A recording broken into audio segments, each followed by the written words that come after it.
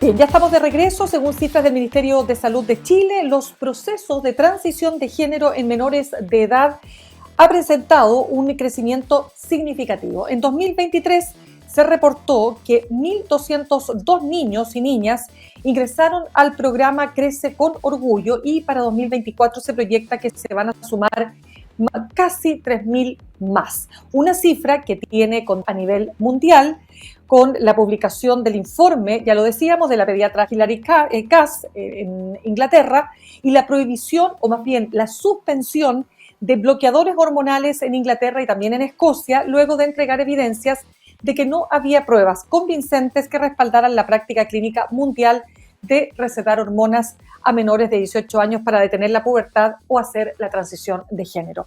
¿Cómo está siendo visto este tema en Chile? Vamos a conversar a esta hora con la psicóloga y también integrante de Fundación Raíz Humana, Paulina Vega. Paulina, ¿qué tal? Gracias por estar con nosotros esta tarde. Hola, buenas tardes. Muchas gracias por invitarme. Paulina, ustedes como Fundación Raíz Humana, bueno, se dedican obviamente a temas relacionados con la sexualidad, la afectividad y también la identidad de niños y adolescentes de género, pero ¿cuál es la manera en que abordan este término de disforia en niños y adolescentes menores de edad? Resulta que lo que hemos visto y está pasando es que no todos los chicos que se identifican como trans, no todos los jóvenes que no tienen congruencia con su sexo, realmente tienen disforia, porque disforia es un cuadro clínico. Entonces, el problema que hemos visto es que como no hay un diagnóstico, no podemos saber los porcentajes de los niños que, como te digo, se identifican como trans y realmente tienen una disforia. La disforia está definida tanto en niños, en adolescentes y en adultos desde lo que se veía en adultos. Entonces, cuando los diferentes manuales de psiquiatría, que son el CIE-11 en este minuto y el DSM, que es como son los manuales de psiquiatría que se manejan a nivel mundial, nos mostraron la disforia, la mostraron, para empezar, con porcentajes muy bajos, el 0,03% de la población.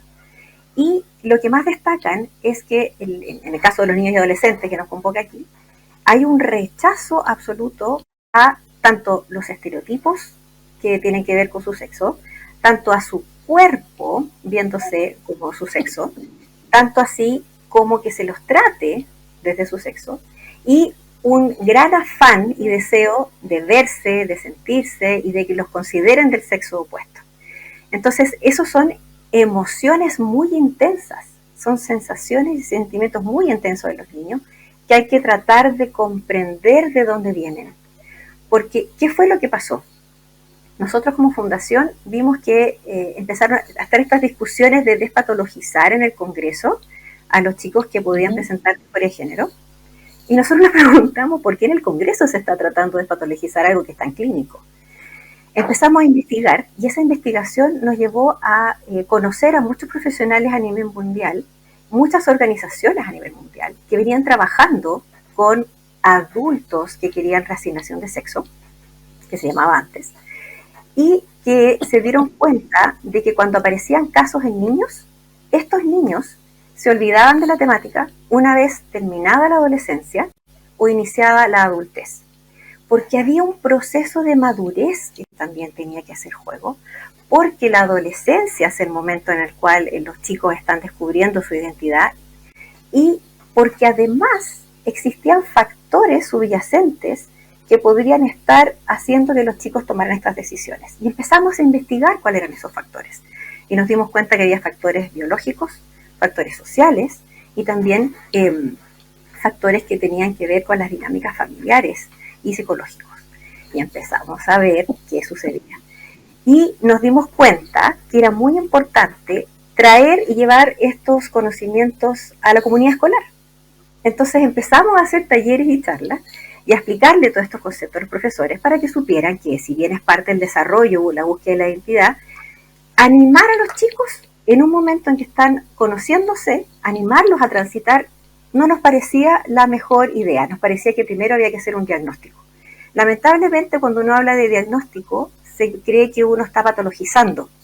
Uno quiere saber qué hay. La psicología siempre ha sido exploratoria. Entonces, cuando se empezó a hablar de terapia exploratoria, fue como, bueno, la psicología es exploratoria. Uno se para, yo puedo ser doctor, magíster, 40.000 títulos, pero yo no sé cómo tú, Mirna, vives tu depresión. No puedo saberlo. Entonces me tengo que yo volcar a ti. Y va a ser un tratamiento específico, boutique, para ti. Entonces, ¿por qué un solo tratamiento para los niños con disforia? No lo logramos entender. Claro, Paulina, déjame, detengámonos un segundito para ir preguntándote algunas cositas relativas a aquello, porque me parece súper interesante lo que tú me estás señalando en términos de que obviamente tú tienes que hacer un escáner psicológico, terapéutico, previo a tomar la decisión, pero yo entiendo que eso es parte del proceso, o sea, la pregunta es, ¿no está siendo suficientemente parte del proceso esa primera etapa? Y la pregunta también es, ustedes dicen que lo que se está haciendo es rápidamente entrar en la terapia hormonal sin haber agotado la terapia anterior, la terapia, digamos, las sesiones terapéuticas, psicológicas. Los casos que nos empezaron a llegar y empezamos a tratar, varias de las mamás nos decían eso. Nos decían que les había pasado que después de una sesión o 2 sesiones, simple y llanamente los habían derivado al endocrinólogo para que empezara con el tratamiento hormonal. Entonces, una sesión, 2 sesiones no es suficiente para hacer un diagnóstico, menos en el caso de los niños de adolescentes, porque muchas veces el diagnóstico es multidisciplinario. Tiene que haber un psicólogo, un psiquiatra, quizás un endocrinólogo, un ginecólogo, no lo sabemos, porque no lo podemos saber, porque tenemos que ver lo que hay. Entonces los mismos papás nos empezaron a decir que a sus hijos les pasó eso. Entonces, yo no puedo decir que eso pase en todos los lugares, pero es los testimonios que nosotros tenemos. Entonces, Paulina, es necesario. ¿Y qué dices tú, Paulina? ¿Qué dices tú, solamente cortito, qué dices tú cuando los, digamos, expertos que adhieren, ¿verdad?, a estas ¿cómo se dice?, estos tratamientos hormonales o bloqueadores de la pubertad, te dicen que el porcentaje que realmente no tiene que ver con una disforia, sino que con otra razón que explicaría, ¿no es cierto?, ese estado de cosas, es muy, muy bajo, que la mayoría de los casos sí aplica el diagnóstico de disforia? Nosotros no tenemos derecho a decirle a nadie lo que hacer con su vida. Cada persona es individual, es rica y es libre. Pero en base a la evidencia científica de estos últimos años, en donde los niños pierden en madurez ósea, en madurez neuronal, se están viendo problemas a nivel cardíaco, a nivel de hígado. De hecho, hay estudios que dicen que se puede acortar la vida de jóvenes que están se rompen la cadera a los 30 años. Entonces, ¿no será mejor darles un tiempo de exploración saludable donde haya mucha acogida y comprensión? Ver si es que hay algún otro trastorno a la base, que se ha visto que hay mucho, y de ahí tomar una decisión con todo el conocimiento de los pros y los contras, en un minuto en donde el niño se pueda proyectar. La infancia y la adolescencia no son momentos madurativos en los cuales un niño se puede proyectar en el futuro. Preguntarle a un niño de 8, 9, 10 años, a un adolescente de 14, si quiere guardar su fertilidad, no calza. Entonces queremos que haya un respeto también por la etapa del desarrollo del niño. Si más adelante, por lo menos siendo mayor de edad, que no es una garantía, porque sabemos que el cerebro termina de madurar entre los 21 y 25 años. Entonces, por lo menos que sea mayor de edad, en donde haya una mejor capacidad de comprensión de lo que está asumiendo y una mejor proyección a futuro de las consecuencias. Eso es lo que nosotros pedimos, tiempo. Paulina, estamos conversando con Paulina Vega, psicóloga e integrante de la Fundación Raíz Humana. Paulina, lo que quiero también tratar de comprender es lo siguiente. Ustedes básicamente han llegado a la conclusión que no es recomendable aplicar estas hormonas o estos bloqueadores de pubertad y se basan también en este informe que ha emanado del Servicio Nacional de Salud de Inglaterra y de Escocia. Nosotros nos basamos en evidencia científica que viene siendo emitida por lugares muy respetables hace más de 6 años. Nosotros empezamos a estudiar en 2017 y ya en esa época habían voces disidentes en base a estudios científicos. A nosotros nos interesa que la gente sepa, que los papás sepan, que la ciencia avala que son mayores los perjuicios que los beneficios. Entonces, darles tiempo a los chicos de autoconocimiento, de que pueden realmente Porque si no, hay un estudio que salió hace muy poquitito, muy bonito, que habla del futuro abierto. Yo no puedo saber si ese chico el día de mañana va a seguir con esa idea. Un chico puede querer ser astronauta y al otro día profesor. Entonces, tiempo.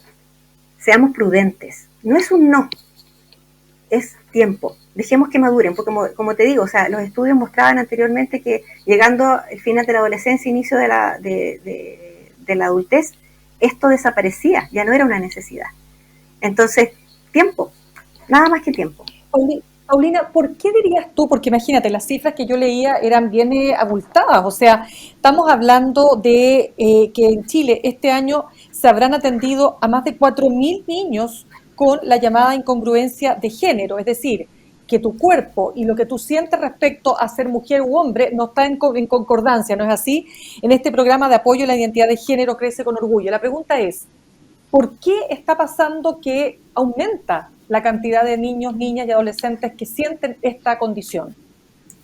Hay muchos factores que se entrelazan, no hay uno en definitiva cada uno, pero uno de ellos es que también tenemos que preguntarnos, ¿qué le pasa hace tiempo a nuestros jóvenes que no quieren crecer para empezar? ¿Qué le estamos mostrando del mundo adulto?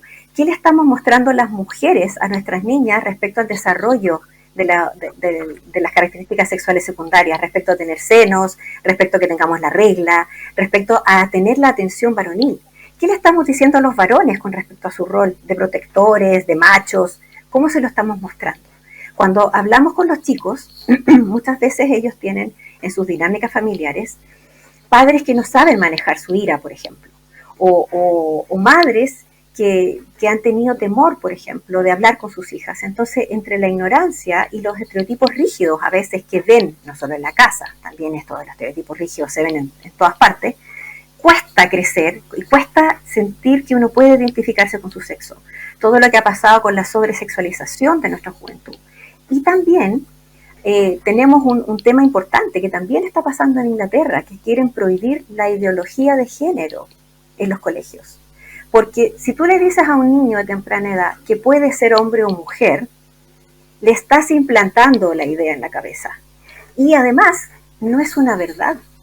Los chicos, por mucha terapia hormonal, por mucha cirugía, siguen siendo hombres, siguen siendo mujeres. Y los casos que nosotros hemos visto personalmente y los casos que hemos visto alrededor del mundo, muchos de estos factores se mezclan. Por ejemplo, una chica contaba su historia de que tenía puros hermanos hombres y los hermanos hombres tenían más permiso y las niñitas tenían que quedarse en la casa lavando los platos y los papás a ellas les negaban muchas garantías que deben tener todos los niños. O qué pasa con los jóvenes sensibles y con las niñas más amachadas. Estamos diciéndoles que quizás están en el cuerpo equivocado. Es así.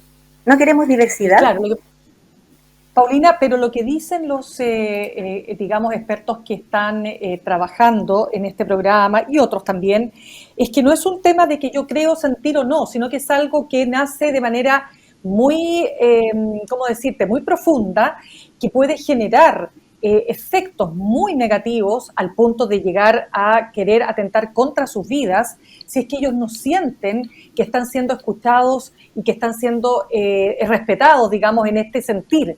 Y ahí hay un rol súper importante de los padres. Entonces quiero ver cómo ves esa discusión. Bueno, los estudios científicos alrededor del mundo nos han mostrado que muchos chicos que transicionan en países muy abiertos, en donde las familias los apoyan, en donde el colegio los apoya, en donde el trabajo los apoyan, la tasa de ideación suicida y de intento suicidio no disminuye, sino que aumenta.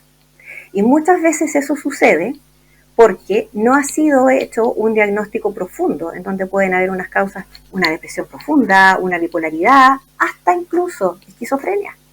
Entonces, si no se ha trabajado lo subyacente primero, nuevamente, tiempo. Eso no se va a sanar. La disforia en ese momento, la dificultad en identificarse con su sexo, viene como un síntoma de algo más. Y nosotros queremos saber eso. Viene siendo como, y perdona la comparación, como una fiebre. La fiebre puede tener muchos orígenes. Es un síntoma. Y eso es lo que nosotros también hemos visto. Muchas veces la disforia, muchas veces la incongruencia es un síntoma de algo más. Y tenemos que saber qué es antes de hacer alteraciones hormonales. Totalmente. Yo entiendo el punto y es algo que precisamente nos convoca, digamos, a poder conversar y tener también tu mirada. Ahora bien, a fines de año, Paulina, la Radio Bio Bio publicó un reportaje llamado Pubertad Interrumpida. Niños trans inician tratamiento hormonal en medio de controversia. Así se llamaba el reportaje y se exploran las historias también de niños, niñas y el rol que tienen que jugar ahí los padres. ¿Qué rol deben jugar los papás? Porque ellos se enfrentan a una cuestión que es muy disruptiva, por cierto, ¿no? ¿Cómo se tiene qué es lo que hay que hacer? Hay que ser papá, hay que ser una Mirna Schindler, una periodista. ¿Qué te pasa, hijo? ¿Qué es lo que sientes? ¿Por qué lo sientes así? ¿Qué es lo que te sucede? Cuéntame. ¿Y tus compañeros? ¿Y tú? ¿Desde cuándo? Conversemos de esto. Es imposible convertirnos todos en expertos en todas las materias. Y siempre va a suceder algo y va a aparecer un nuevo tema. Pero yo, papá, tengo que conocer cómo lo vive mi hijo. ¿Qué es lo que necesita de mí? Mi hijo necesita que lo escuche, que lo entienda, que lo mire con amor, que recuerde que es un joven, un adolescente, que está explorando. ¿Cómo lo puedo ayudar? Aprendamos juntos, averigüemos de este tema. Cómo se hace aquí, cómo se hace acá, y averigüemos bien, veamos los pros y los contras. Entendamos.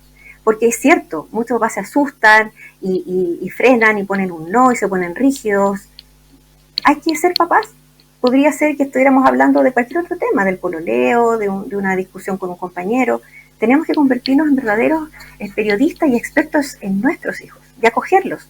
Y si es necesario buscar ayuda y también filtrar la ayuda.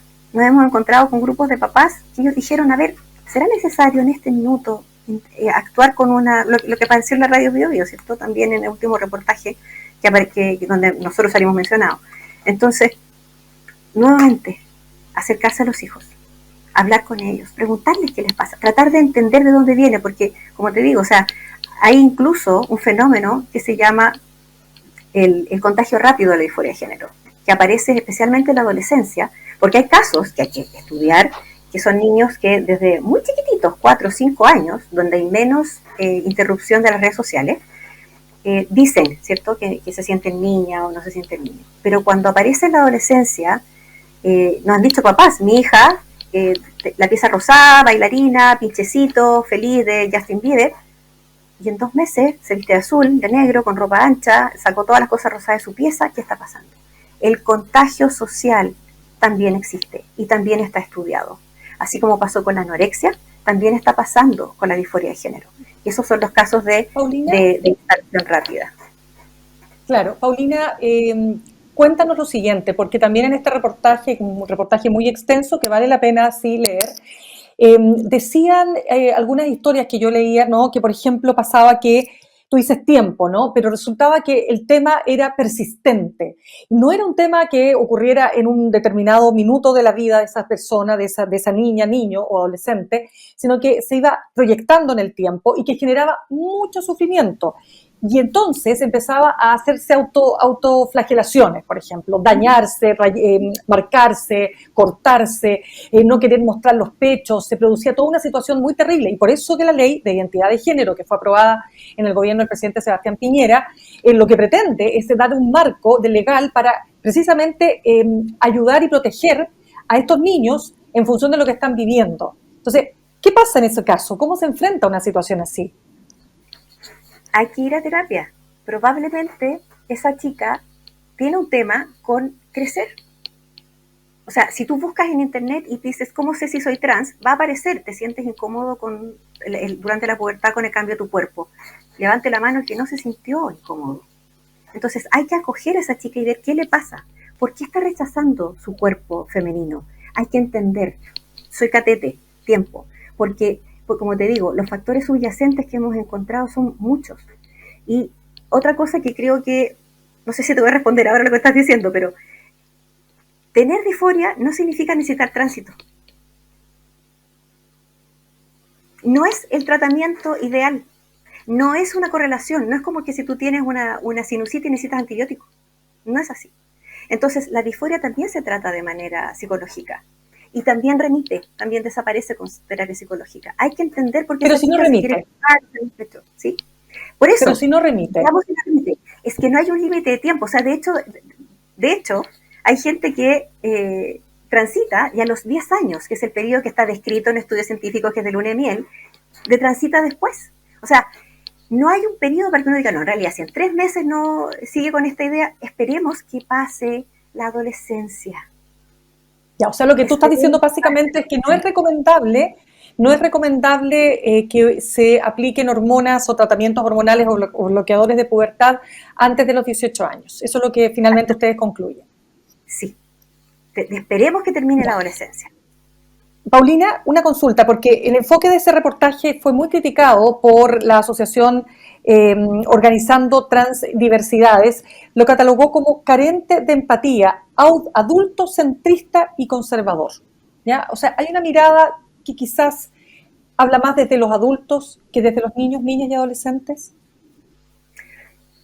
Es que si escuchamos a los adolescentes a los cuales se les dio el tiempo, estarían los testimonios que te dicen, gracias a que mi mamá no me llevó a ninguna parte. Qué bueno que mi mamá no, me dijo que esperara.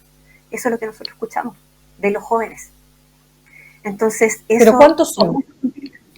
Bueno, ¿cuántos son? Porque lo que dicen es que es el porcentaje mínimo, digamos, en relación a una mayoría que no, que dicen los que están desde este otro lado, digamos, que el argumento es totalmente el contrario, que la mayor parte de los casos no existe esa remisión, no existe ese quiero volver a ser mujer como lo era físicamente hablando, biológicamente hablando, en fin, no existe eso. Ahí, lamentablemente, en ese reportaje los entrevistados niegan a los de transitadores, y los de transitadores sí existen, y son muchos más. Entonces nosotros queremos que si una persona decide transitar, tenga la madurez necesaria para que conozca, entienda, pueda proyectarse, como te mencionaba, las consecuencias de eso, porque son consecuencias de por vida, van a tener que tomar hormonas de por vida. Entonces, nosotros decimos, esperemos a que termine la adolescencia para ver si eso sigue así. Porque si tú le dices a un papá que si su hijo no transita se va a matar, si tú le dices al adolescente que la única vía es transitar, le estás negando todo el resto de la realidad y la verdad.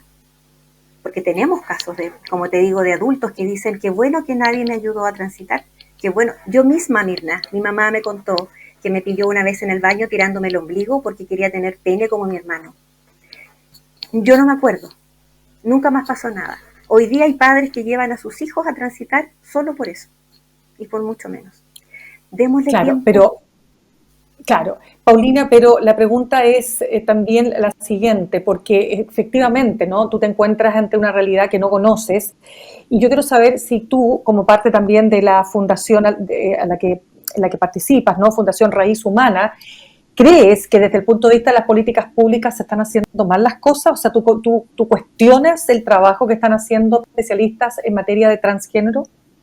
Es que si no hay un diagnóstico multidisciplinario, si no hay un tratamiento de las comorbilidades, es decir, de cualquier otra patología que pudiera estar a la base, de cualquier dinámica familiar que pudiera estar a la base, de algún problema psicológico que pudiera estar a la base, entonces yo creo que está faltando algo muy importante, que es entender lo que le pasa a este niño. Los están etiquetando y cerrando su futuro, porque están diciendo, yo sé lo que este chico va a hacer de por vida, yo no lo puedo saber. Creo que, lo siento, pero es una falta de humildad creer que yo tengo la respuesta única para lo que le está pasando a este chico.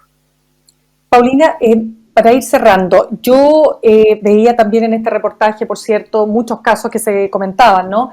Pero también, y tú decías, claro, hay un asunto que se llama contagio social, pero cuando hablamos de un niñito, niñita pequeña, yo recuerdo muy bien un caso que hace varios años, yo te diría unos 10 años por lo menos, ¿no es cierto?, se presentó en un reportaje en Canal 13, y era una niñita, o sea, un niñito de 6 años que se sentía niñita, pero era muy chiquitito. Entonces, ahí el contagio social está más puesto ahí en duda y quería vestirse con vestido rosadito y vestirse de princesa y era un niño.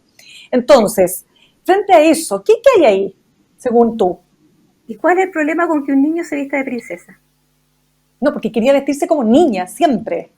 ¿Te fijas? ¿Y cuál es el problema como niña? Dejémoslo que explore. ¿Por qué le decimos niña? No puede ser un niño que el día de mañana sea gay, no puede ser un niño que el día de mañana sea un diseñador de moda, no puede ser un niño que pase por una etapa de vestirse como niña. Pero están los estereotipos, de cierto. ¿Por qué tenemos que etiquetarlo? Dejémoslo que se vista como niña, veamos qué pasa. Si ser niño o ser niña no depende ni de mi pelo, yo tengo corto ahora, no depende del color que uso, no depende de esos estereotipos. ¿Por qué no dejamos que se vista de niña?